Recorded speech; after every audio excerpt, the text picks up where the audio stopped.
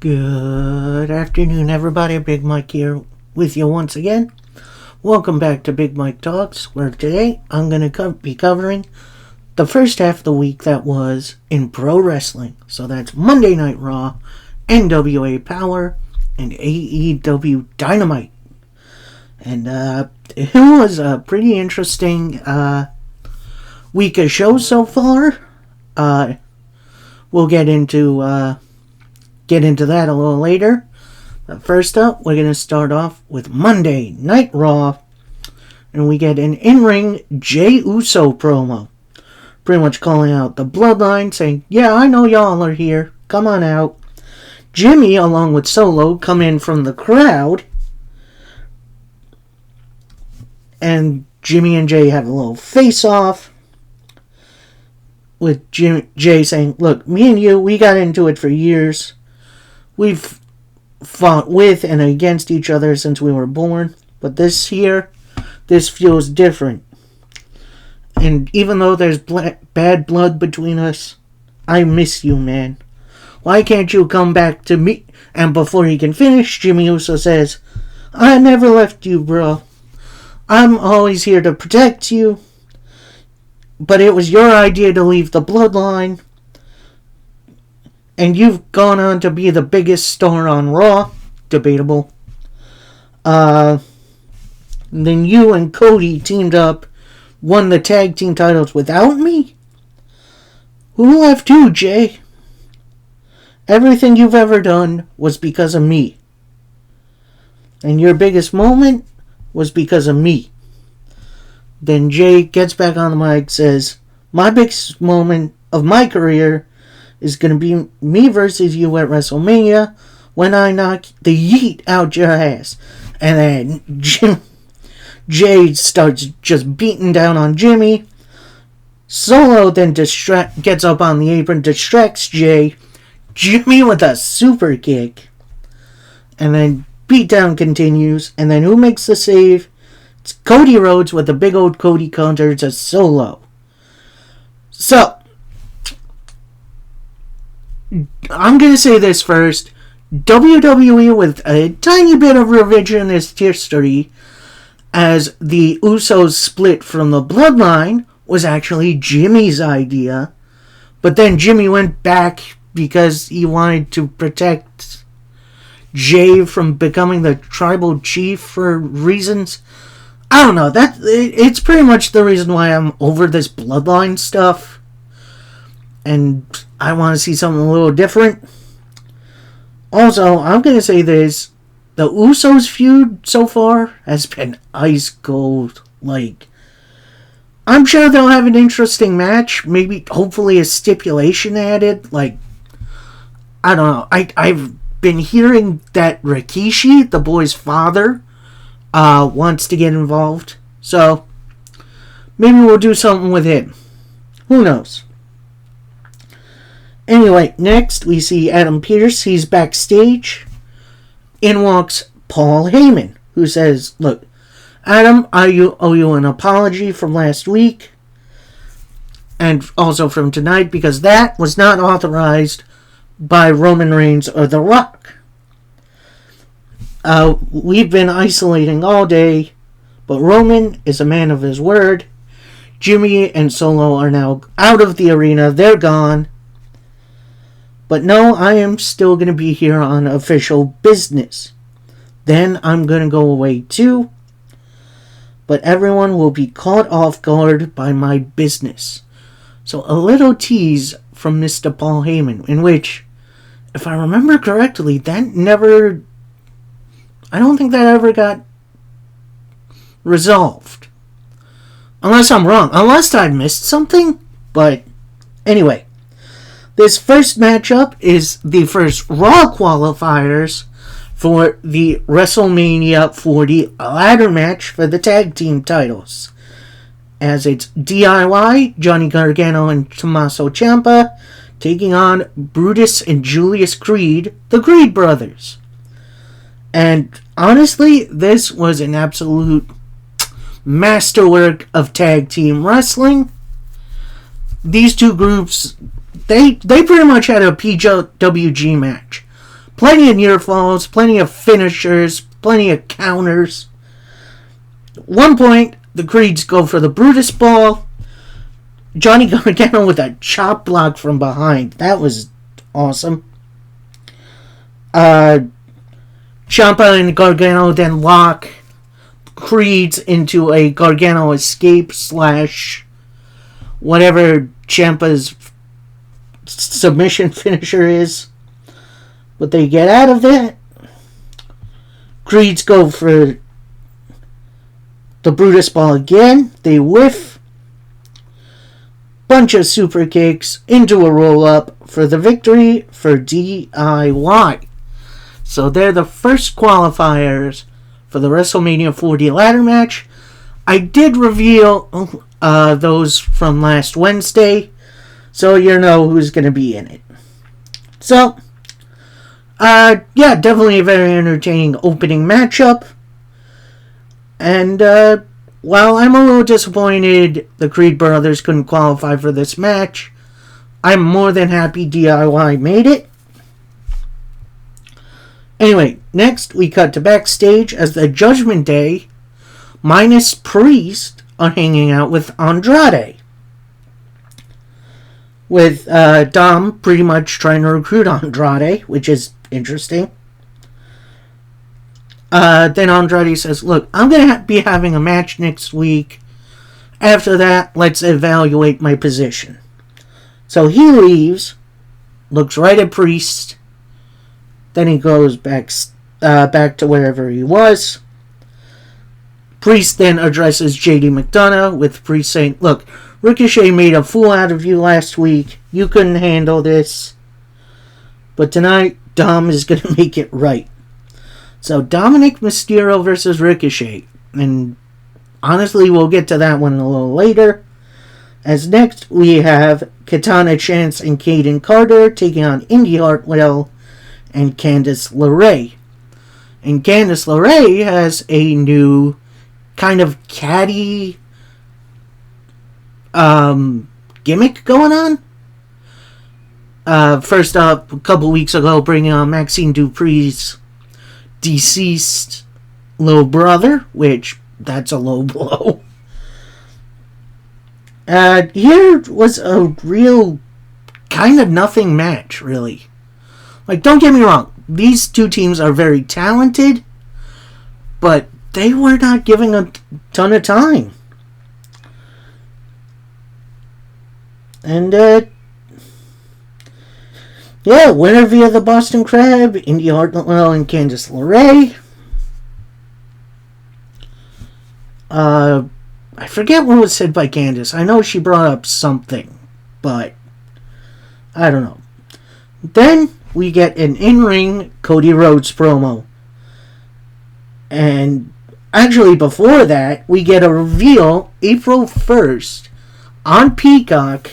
WWE are going to be releasing a Bray Wyatt documentary, and I am not ready to cry again. Like, oh, that's gonna hurt. That one might hurt a little bit. Anyway, we go to a Cody Rhodes promo, bringing up his title match against Roman Reigns. And then he reveals this week on SmackDown, which is coming up later tonight, he and Roman are going to have a little conversation, but there is still one more obstacle in my way, and that's The Rock. The Rock took to his Instagram to reveal a 24-minute promo calling out my dog and my wife. Then we all heard that Rock concert. Rock called himself everyone's favorite heel. I've known some really good heels. He rattles off like Ric Flair, Ivan Koloff, guys like that. Rock, I don't think you're a heel. I think you're an asshole. Ooh, dang. And don't get upset, Rocky. We all know how you feel about emotions. We all know that you're secretly crying behind the scenes the whole time. And you say WrestleMania needed saving, right? this be great PR for The Rock. Until it wasn't. And you've got nothing but enablers on your side. I'll tell you like it is, Rock. You're the only guy on my Mount Rushmore who has talent. Who is also a whiny little bitch. The locker room doesn't need you, Rock. You need us more than anything. And then in your Rock concert, you go to mention my mother. Well, funny thing is, I know your mom. And I've got nothing but respect for your mom. Because she helped me in a match with Seth Rollins back in the day. And there is footage of that. There is footage of The Rock's mother holding Seth so Cody can chop him. And then they hugged it out. That's a great little addition. Anyway. In your little promo, you were telling my mom that you'd hurt me. But my mom isn't afraid of anything. She's not afraid of you. And on April 7th, we have the biggest tag team match of all time. And then Sunday, it's going to be a fair fight between me versus Roman. Obviously, I don't really know the results. But what do you know? How can you be so sure yourself? And which Rock are we going to see? Are we going to see the old school great one that everybody loves? Or are we going to see LBS Rock? Little bitch syndrome. God dang. And then Cody continues. You have referred to yourself as the final boss many a times. I don't think you'll be the final boss. You're just Roman's sidekick. I'm going to say this. This is the promo Cody Rhodes needed. Like last week, he got emotional. He cried because of, him wanting to present the title to his mom instead of having to do it with his father. May he rest in peace. But this fired up. This was the return shot Cody Rhodes needed to light a fire on him. And to make us once again believe he's going to finish his story. Then, kind of out of nowhere, Paul Heyman shows up.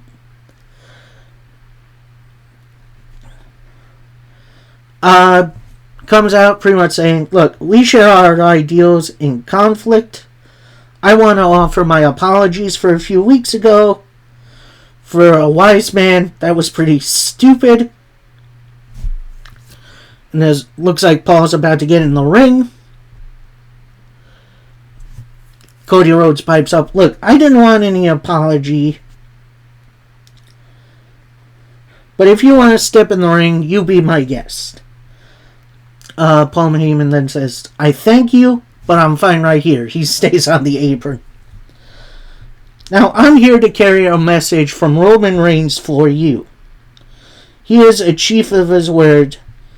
Because on Friday, our face-to-face, no other Bloodline members will be there. You have Roman Reigns' word. Then Cody replies, Roman will show up on Friday. Deal. And then before Paul Heyman leaves, he says, I forgot one more point. If Roman shows up alone, so do you. And then Cody reaches out his hand. Deal. And they shake hands. So, it does look like this is going to be a setup. So, either the Bloodline is actually going to be there and they're going to beat the ever-loving bang out of Cody Rhodes. Or we're going to see a new member of the Bloodline. Now, there are a couple free agents right now that could fit into the Bloodline. You have Tama Tonga, who, technically he's not of that Bloodline, but his father, Meng, if you remember that hard bastard, is his son, and The Rock at times has called him Uncle Meng, which, family doesn't always have to be by blood, so he could fit really well. But maybe a better fit is Jacob Fatu, former MLW World Champion. So, who knows? Maybe we'll see either or. Maybe we'll see nobody. Maybe it will actually be a one-on-one conversation between Roman and Cody. Either way, I guess we'll see. Then we get a backstage Nia Jax promo saying how she's revitalized. Becky, of all the times we faced each other, you've never beaten me. So tonight, I'm going to beat her within an inch of her life. I'm going to take out her spot at WrestleMania and become the World Women's Champion. Definitely some fighting words from Nia Jax. It has been simply amazing how good Nia Jax has been since she's gotten back. Like, boo her all you want, she's a good heel, but she's also doing some dang good work.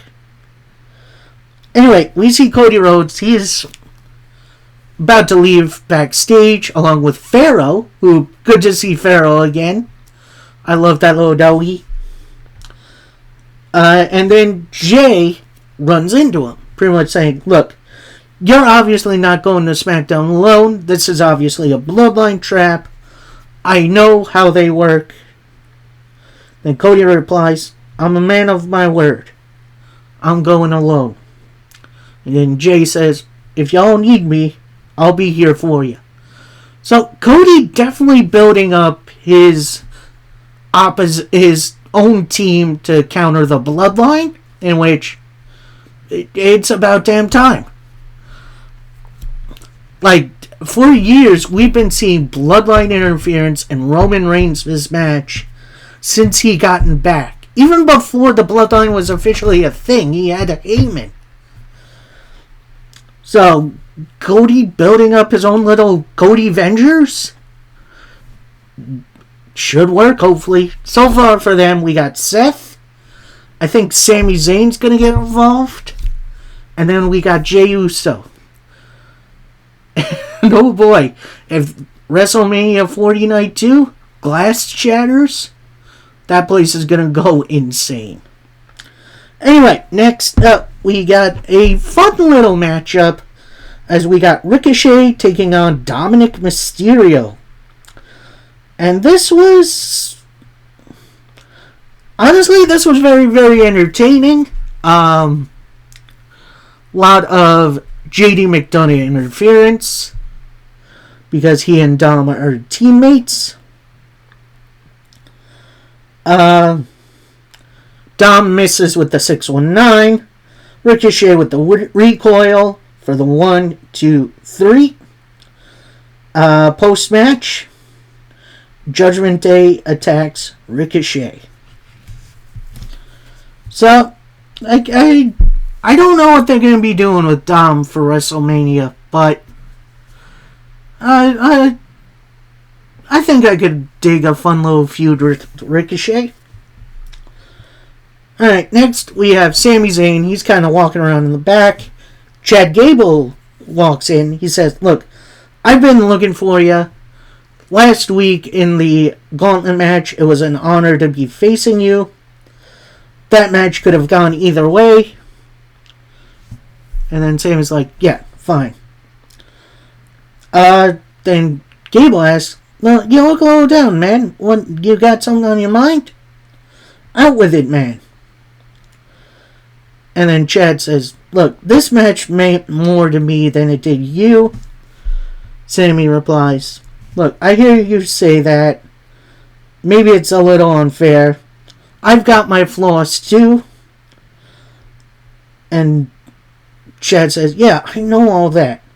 Sami's then kind of yells, what is this all about? Then Chad gets right into Sami Zayn's face and says, you can't beat Gunther. Oh, jeez. We seeing a Chad Gable heel turn? Because, I don't know, this is going to be interesting. Then we go out to the ring for the Intercontinental title. Contract signing for WrestleMania. Sami Zayn and Gunther come out. And Gunther grabs a mic, pretty much says, let me establish here what this is. This is the biggest contract signing for the biggest match on WrestleMania. So why is my challenger dressed like a fan in sweatpants and a t-shirt? Then Gunther continues, your attitude is just pissing me off. I've taken on every challenger. You don't think I can do... No, this is Sami now. You don't think I can do it? I've had so many doubters. But I did. I'm going to make history again by beating you, Gunther. Then Sami Zayn signs the contract. Then Gunther retorts, look, I think you should listen to Gable. People love you, but they don't think you can beat me. And I know deep down inside, you don't think you can beat me.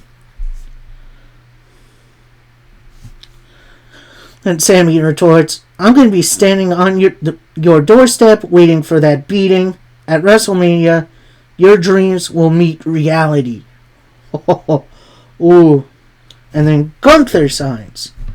And then just as Gunther is about to leave, Sami gets on the mic and says, wait. Look at me and don't think I don't believe. Look again. Get a good look. This is the man who will take you down at WrestleMania. And with that big pop, Sami gets out of the ring. He goes to the back. And the camera follows him through gorilla position, through onto the backstage arena, where Sami Zayn walks by DIY and Awesome Truth. In which DIY are trying to hype up Awesome Truth. Then Indus Sher walk by, kind of give him a little look, and they walk off. Truth's like, man, I'm glad we don't have to face them. Spoiler alert, they do.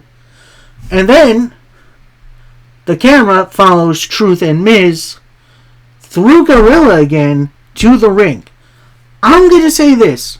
That was a great shot. That was great camera work. Like, something like that feels so unique and cinematic. It's creative. I'm going to say that. I loved what's going on here. And then the promo by Sami. He's definitely fired up, but we're going to get back to Gable in a little bit. That's going to be interesting.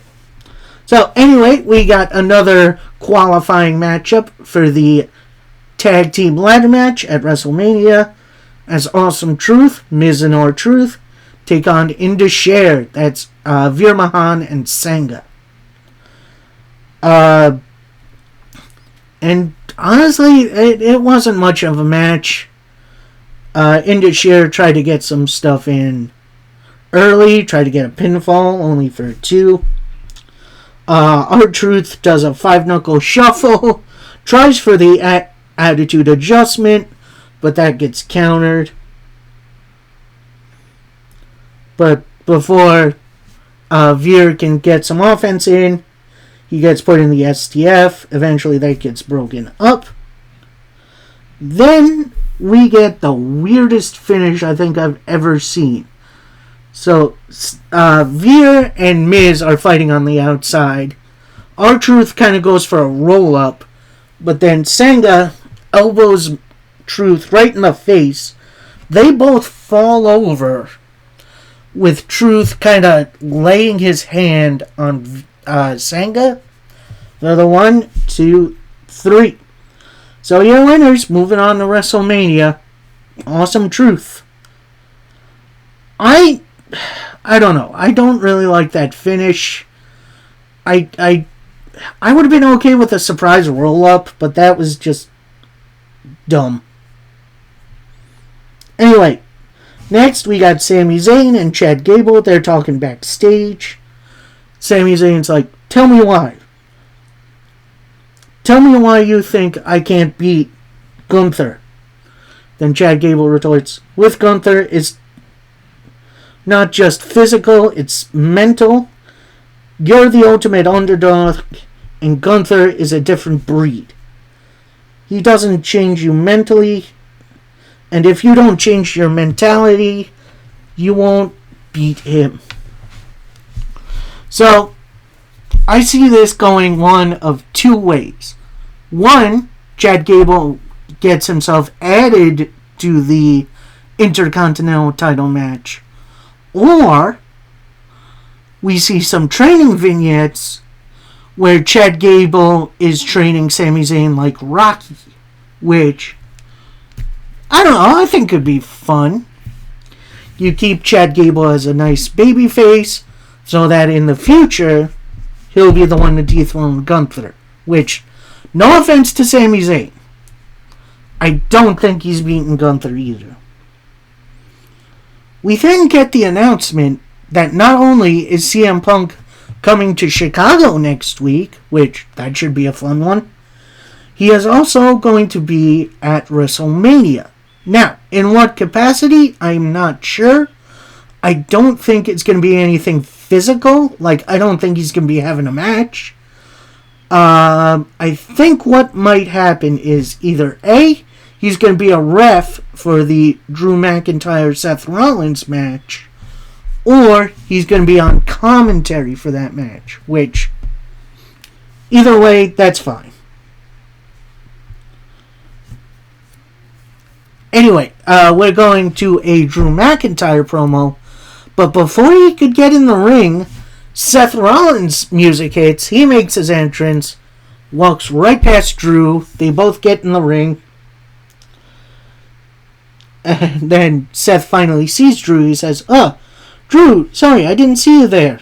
I was busy sucking up all the spotlight. Then Drew is like, here we go. After WrestleMania, the spotlight is going to be all mine. Then Seth retorts, I'm here to admit one thing you said was right. This is the first step. The first step on the road to recovery is the hardest. I'm Seth Rollins, and I'm a spotlight junkie. Which, it's an interesting twist to the story. An addiction storyline, but with not really a real addiction. I don't know, I think it could be fun. Drew then retorts, look, is everything just a joke to you? You've been nothing but a parody of yourself. I want you to only focus on the world title match at WrestleMania. Seth retorts, the punchline is, when I beat you at WrestleMania, Punk's coming back next week, and everyone booing you, it's true. Drew then says, shut up. I got your attention now. This isn't a joke to me. I've been doing this for 20 years. When I came out of the curtain, it gets better every time. That's my fix. I want the spotlight as bright as it can be. Night 1 at WrestleMania, I'm going to make Bloodline my bitches. Oh, this is Seth now. And night 2, the spotlight is going to be on us. And then Drew's like, all hail the Savior. That's what I want. You and me, all the way through. I gave my life to this industry until you mentioned the Bloodline. Instead of us working the hardest, your priorities are all wrong. All I care about is getting the moment I had earned. And then Seth retorts, there it is.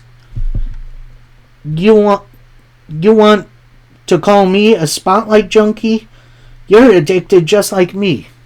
And for you, WrestleMania 36 wasn't enough. What happened when everyone came back? You fumbled. I didn't. And at WrestleMania 40, you'll find out you're not as good as you say you are. A right fire promo from Drew and Seth. Definitely getting built up more as an important match. Other than just, Bloodline stuff. Then we go backstage. We go to a Becky Lynch promo. She's saying 19 nights away. It's WrestleMania. All I know is fighting. And Nia, I'm going to be the last woman standing. I know there was a little bit more to that promo, but for whatever reason I kind of missed it. So, my apologies on that. Next up, we got the last bit of qualifying matches, at least for Raw, for the tag team ladder match at WrestleMania, as it's the New Day being represented by Kofi Kingston and Xavier Woods taking on the Alpha Academy, that's Otis and Akira Tozawa. And I'm gonna say this, kind of the MVP of this match, it's gonna be Tozawa for me. Like, they're giving him a little bit more time to work, considering he's a damn good worker. Otis definitely overpowered New Day by a lot, but eventually we get the powerbomb elbow drop combination from Woods, and your winners moving on to WrestleMania. It's the New Day, and that ladder match is going to be absolutely nuts. I can't wait for it. Then we get Becky Lynch backstage. She's getting ready for her match. Then Liv Morgan enters, and at first I can barely tell what she's saying. Like, microphones are obviously picking up the previous match, but I did end up hearing a little bit of what she said. Liv saying, "Look, I'm not going to get involved tonight. Just make sure you kick her ass." Then we see Cody Rhodes. He's on his way out of the building. Then he runs into Seth Rollins, who said they just say to each other, one-on-one. So, either that's going to be code for something, like Seth is going to be backup, or we're going to get to see Cody and Roman actually on their own, which, fingers crossed. And then, finally, we got our main event for Monday Night Raw, and it's a last woman standing match between Becky Lynch and Nia Jax. Now, last woman standing is like this. No pinfalls, no submissions. You can go for submissions, but they won't count in a win if your opponent taps out. The only way to win is to incapacitate your opponent long enough for a ref to reach a 10 count. And this was an absolute war. These two bought the heavy artillery, including a ton of chairs. Becky with a leg drop off of a ladder through the announce table. And eventually there's a extinguisher unloading, release. They don't use the actual extinguisher as a weapon, but they use the chemical inside, if that makes any sense. And then after that leg drop through the announce table, your winner, Becky Lynch, as Nia Jax could not stand for the 10 count. And as Becky Lynch is celebrating, out comes Rhea Ripley, and they have a little stare down. Finally, we're going to get to the meat of this feud.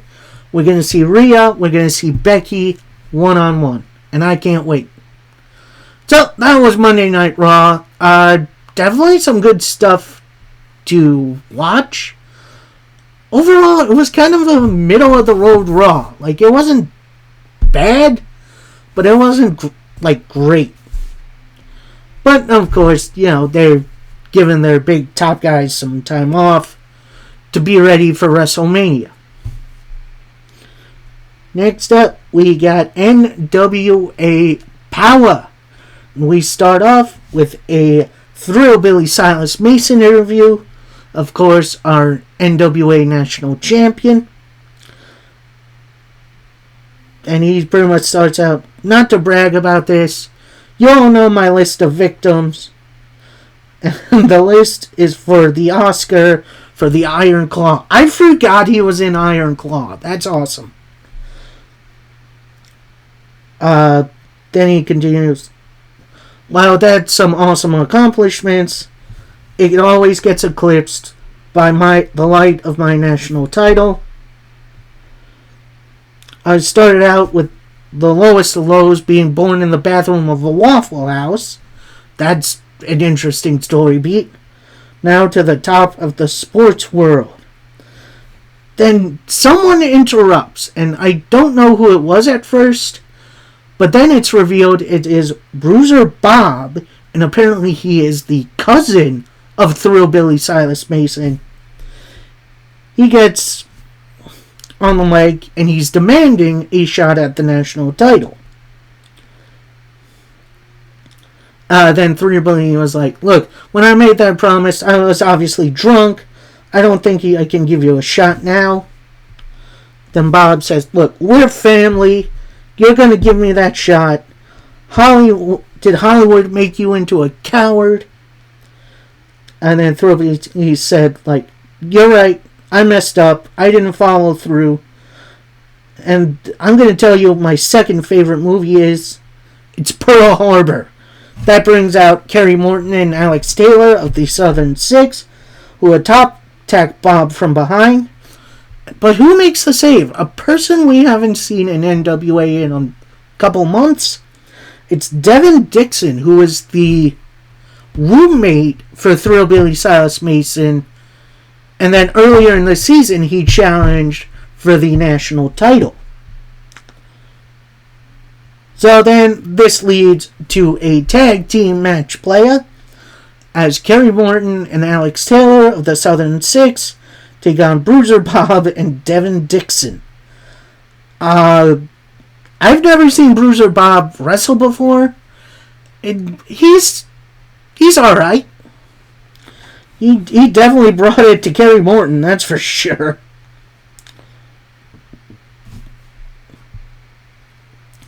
Definitely a good fight back and forth. Near the end, Devin Dixon was going to go for his finisher, but Alex Taylor dropped Kerry Morton off of Dixon's shoulders. Kerry with a kiss it goodbye into a showstopper. And your winners, the Southern Six. Now, this brings Thrillbilly Silas Mason in. He lays the national title on the mat, and he calls out EC3. So, apparently what that means is Silas is vacating the national title and going after the world title, which, okay, I would have liked to see someone beat you for that title, but, you know, it's whatever. And, of course, now we got announced that we are getting a national title tournament. It's going to be a bunch of one-on-one matches leading to a four-way for Hard Times, which, that should be a fun one. Then we get a promo from Vampiro backstage. Was pretty much the same thing as last week's with Mecha Wolf. And then we pan over, see Alex Misery sitting next to him. Does that mean Mecha Wolf and Alex Misery are going to be a unit coming up? I don't know what happened to Bestia, but I hope he's okay. But an alliance between these two would be interesting.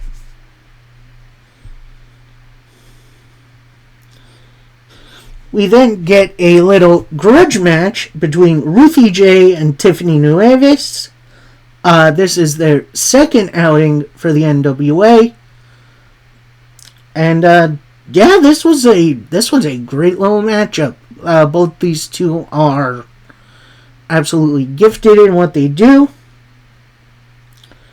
Your winner after the Royal C submission finisher, Tiffany Nieves. We then cut backstage to Burchill, the former Paul Burchill, the former pirate, if you remember him, and Bobby Fulton. So we go to Burchill first, saying, "It's been a journey coming back to full-time to wrestling. I'm going to put the NWA on notice now. I'm going to run through you all and become the next national champion." And then we go to Bobby Fulton, who it's revealed that Joe Alonzo is going to be out for a while, and he wants Fulton to manage his boy, Casey, in his next upcoming matches. And he calls out Austin Idol, saying, "If you get involved, I'll make sure to project AJ." So that's going to be an interesting little thing going forward. Then we get an Eric Smalls interview. Honestly, I thought this was Hornswoggle at first, but it's not. Pretty much says, "Look, I've always been an underdog. I'm thankful for NWA to show what I can do." Before he continues, Trevor Murdoch walks up to him face to face, and then Mike Knox comes at him from behind, grabs his arms, with Murdoch saying, "Give us one good reason why we shouldn't break you right now." And then Eric Small says, "Prison rules. I went after the biggest dog in the yard, and while I did get my ass kicked, I went for the head." And Trevor Murdoch signals for Knox to let him go, saying, "I respect that."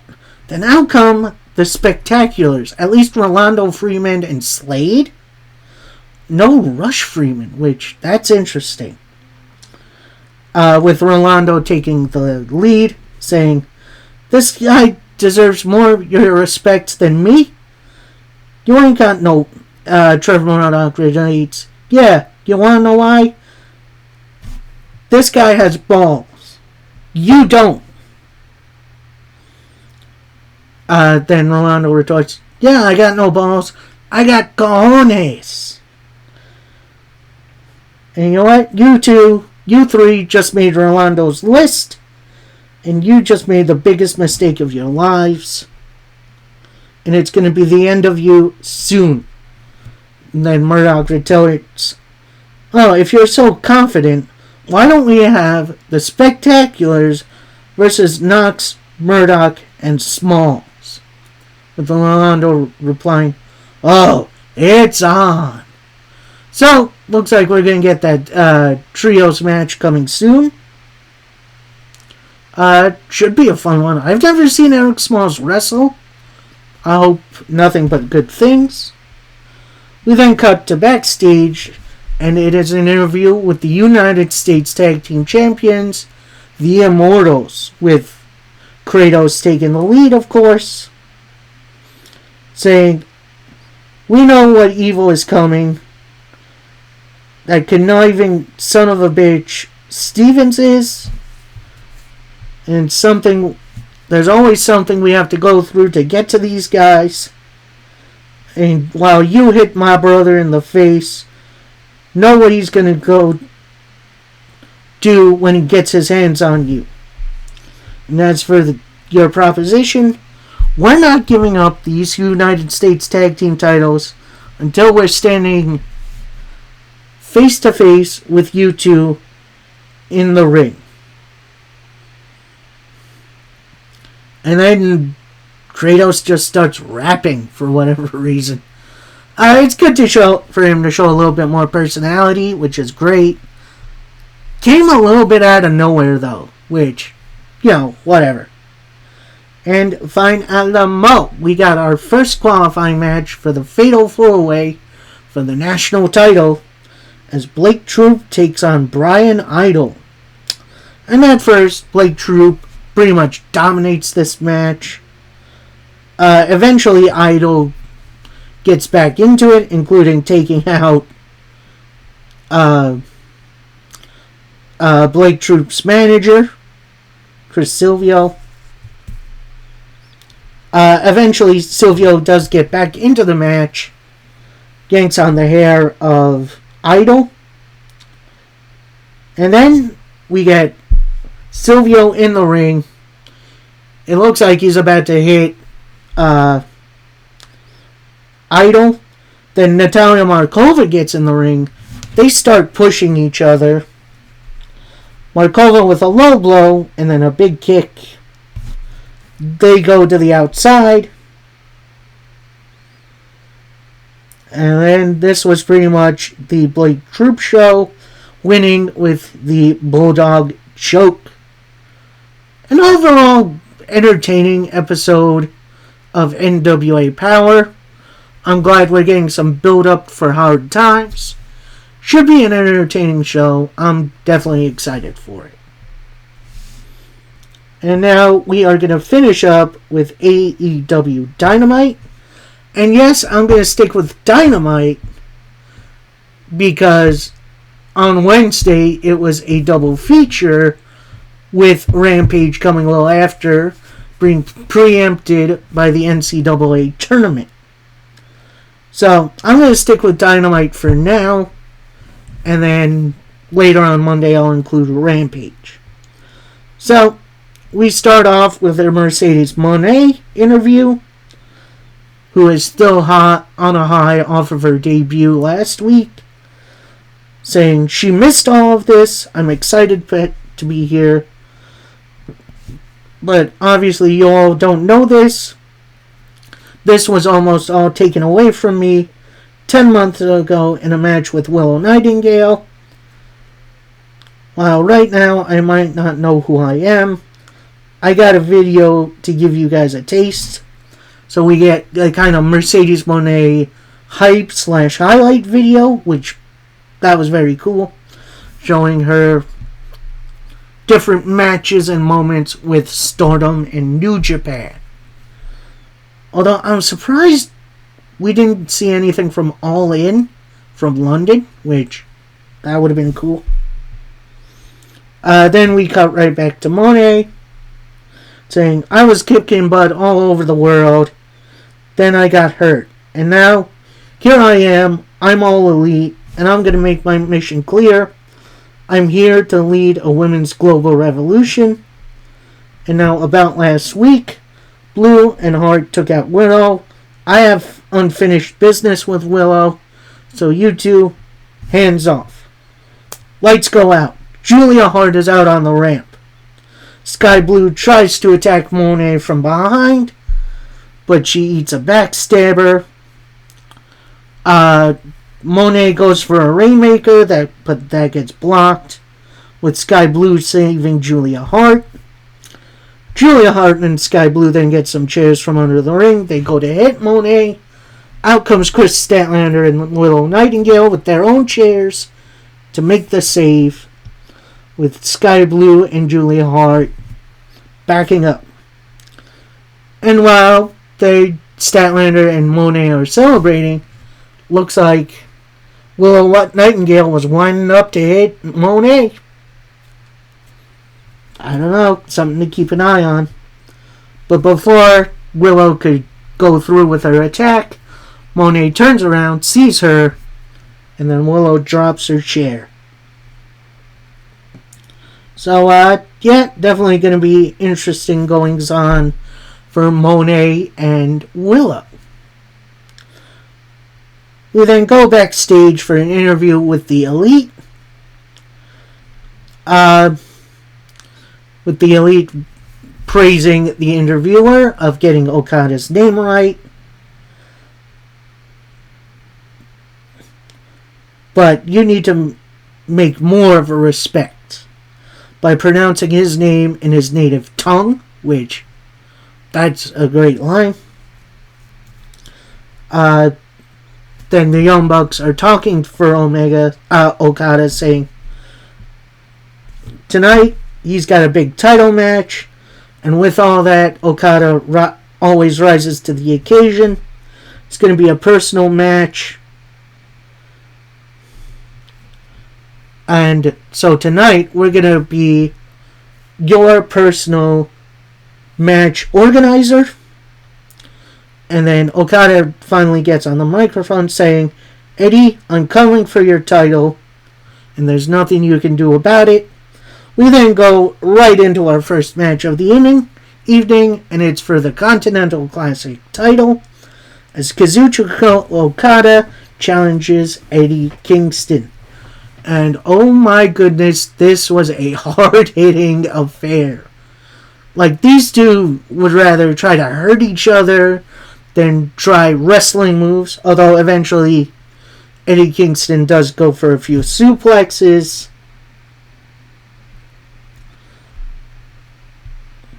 Definitely a really good back and forth.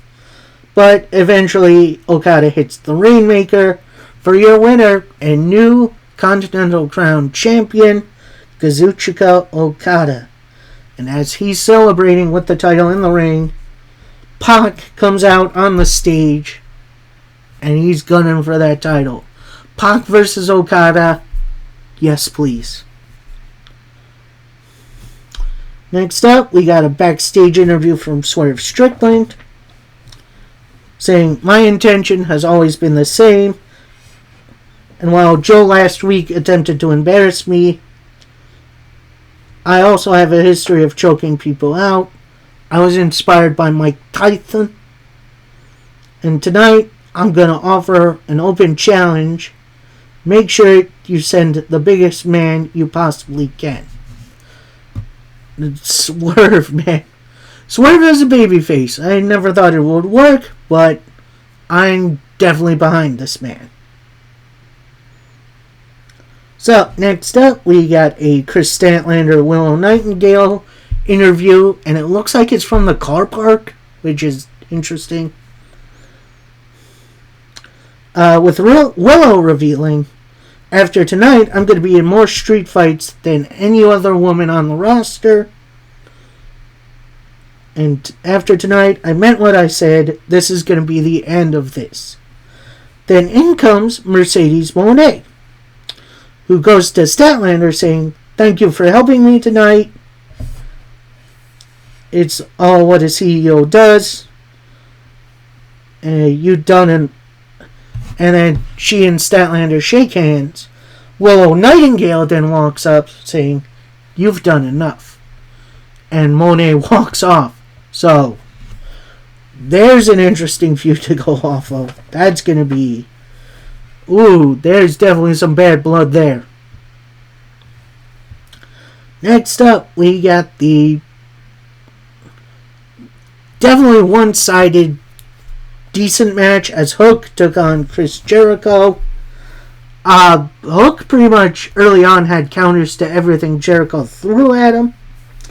Eventually, Jericho does get back up on top. Eventually, we see a red rum from the top rope, which that was crazy looking. Eventually, Jericho gets off of the top rope. Jericho tries to break out. Looks to lock on the walls of Jericho. That gets countered right into roll-up. So your winner is Hook. In post-match, Hook and Jericho with a nice little fist bump. So, I do hope Hook moves on to some bigger and better things, because an alliance with Jericho is not it. Sorry, AEW. Next up, we got an Adam Cole promo. He is still in the library, it looks like.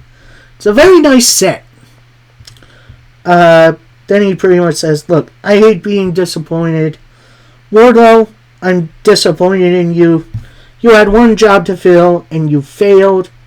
Now I give you a new goal, and to that, make sure that the rest of the Undisputed Kingdom keep the gold we already have.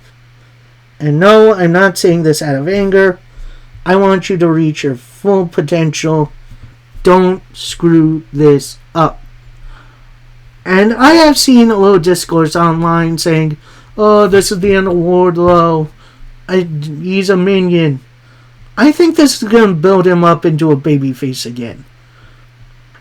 Like, it definitely feels like it's going to be the same role as what he did with MJF, which definitely got him over. So, I think eventually they're going to turn Wardlow babyface and then have him maybe win the world title eventually. And then we go backstage for a Chris Jericho interview with him saying, look, last week I wanted to face Hook for a reason, and he lived up to expectations. He's obviously the next world champ.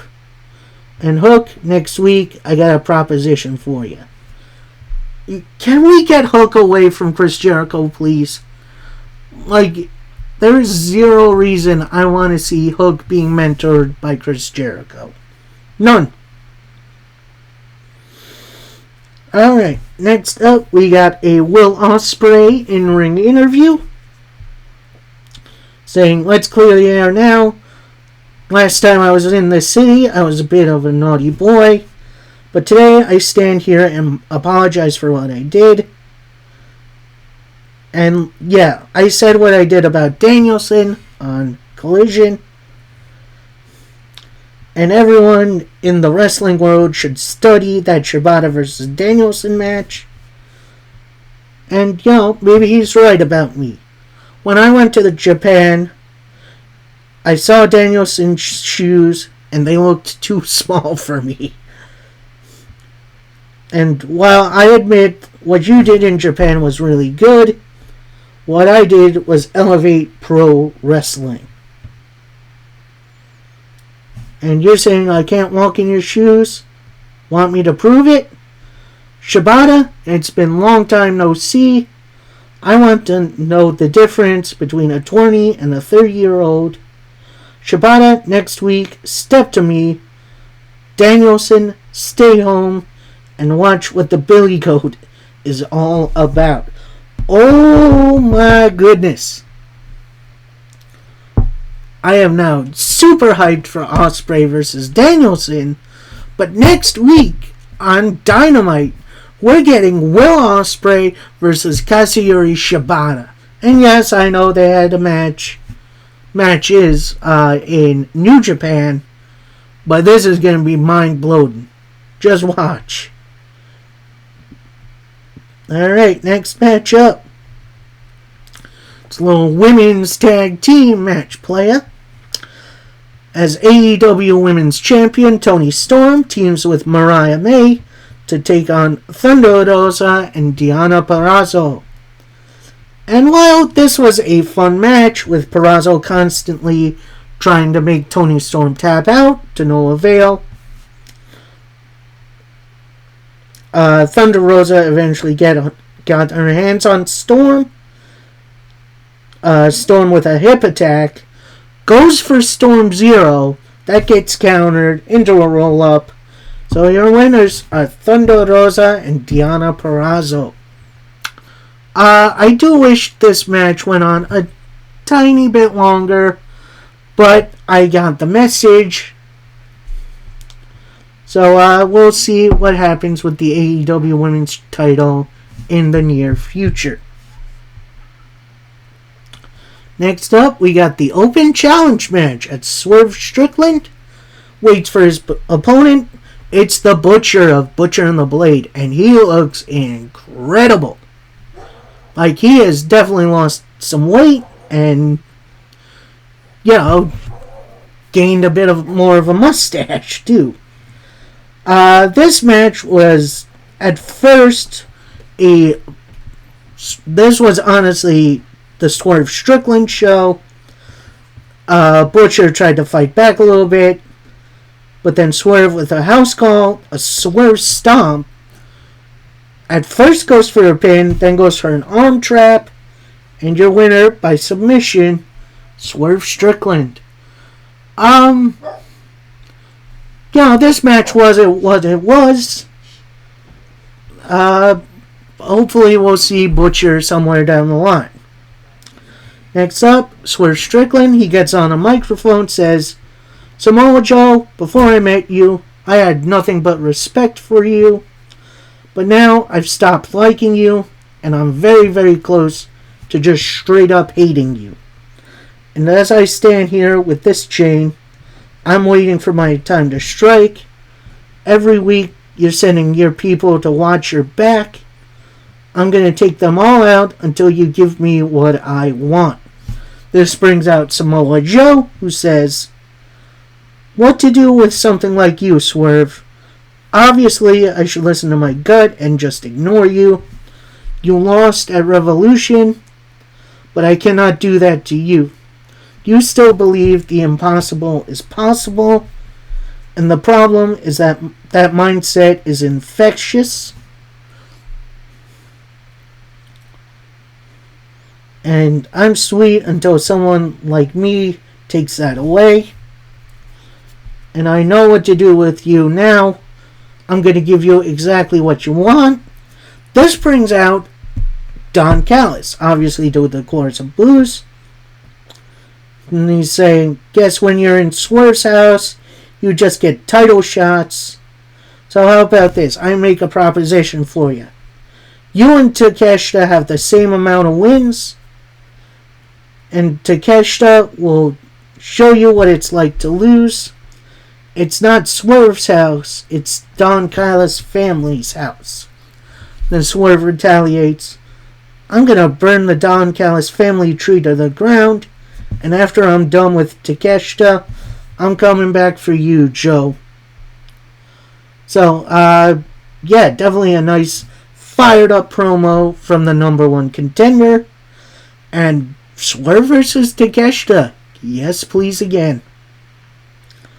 And fine, Alamo, we go into our main event / kind of opening match of Rampage. Because, like I said, Rampage was moved to 10 o'clock right after Dynamite because of the NCAA tournament. And this match went from, the main event of Dynamite, and it rolled into Rampage. So, I'm going to cover this as one match. I'm not going to cover it in Rampage. Rampage, it's going to be its separate thing. And it is for the TNT title in an I Quit match, as it's Adam Copeland taking on Christian Cage. And this immediately spilled to the outside. Eventually, Copeland gets Christian Cage over to the area with the penalty box for hockey. Gets him in it. Takes a couple of jerseys from fans. One was a Bruins jersey. He put it on Cage. He got a Toronto Maple Leafs jersey. And they just start hockey fighting in the penalty box. That was great. They eventually move it back to the ring. Adam Copeland with an execution. But Christian Cage does not quit.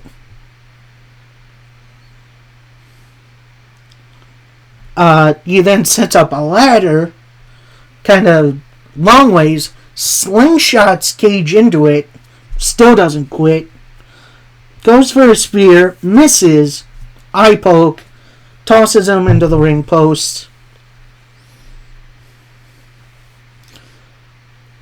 Then Cage with a crossface. Eventually, Copeland gets out of that. Eventually, this moves back out to the arena, where Adam Copeland gets a hockey net, hits a Snake Eyes in it, and then tosses him into the net. And as Copeland is bringing Cage back to the ring, Mama Wayne comes out. Low blow to Adam Copeland.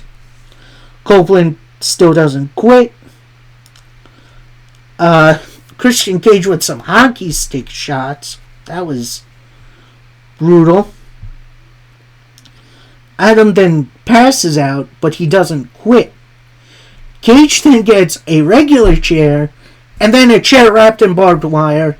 He's setting up for the concerto. Thankfully, Adam Copeland moves.